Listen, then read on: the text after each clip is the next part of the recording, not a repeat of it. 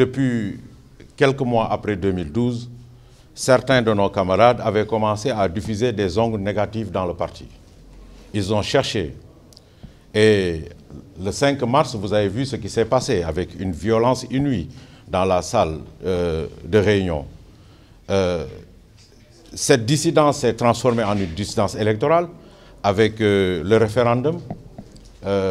Après, il s'en est suivi les élections du Haut Conseil et les législatives. Et pour toutes ces trois élections, vous avez vu que la base affective du parti n'a pas suivi cette tendance. Parce que pour ce qui concerne le référendum, le parti avait clairement indiqué que les 18 points référendaires étaient des points d'évolution démocratique et qu'il fallait les soutenir. Et je crois que les Sénégalais ont suivi les recommandations et les militants ont suivi les recommandations du parti.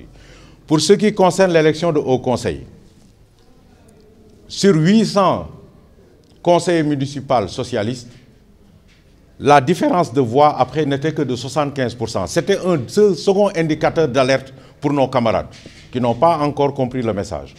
Et l'aboutissement a été effectivement la perte à Dakar et la victoire de Benno Bokk Yakaar. Ce qui explique que cette stratégie n'était pas bonne. Et effectivement, au fil du temps, on se rend compte que le parti avait raison sur la ligne qui était dégagée. Bon, maintenant, bien naturellement, lorsque cette dissidence électorale se transforme en une dissidence politique, avec l'édification de manifestes et la vente de cartes à l'effigie du parti, il fallait mettre un terme à tous ces agissements. Et c'est cette décision qui a été prise par le bureau politique. Maintenant, bien évidemment, l'affaire de notre ex-camarade Khalifa Sall n'est pas venue arranger les choses. Il a eu des démêlés avec la justice, mais vous savez qu'en tant que démocrate, il y a deux débats que nous avons évités. Un débat sur les armées et le débat sur la justice.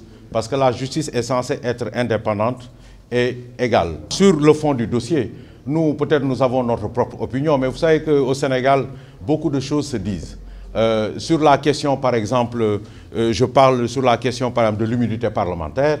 Par exemple, nous avons notre point de vue. Nous pensions même, et l'avis du Conseil constitutionnel qui a traité de cette question a même indiqué que le procureur a été trop gentil pour demander la levée de l'immunité parlementaire.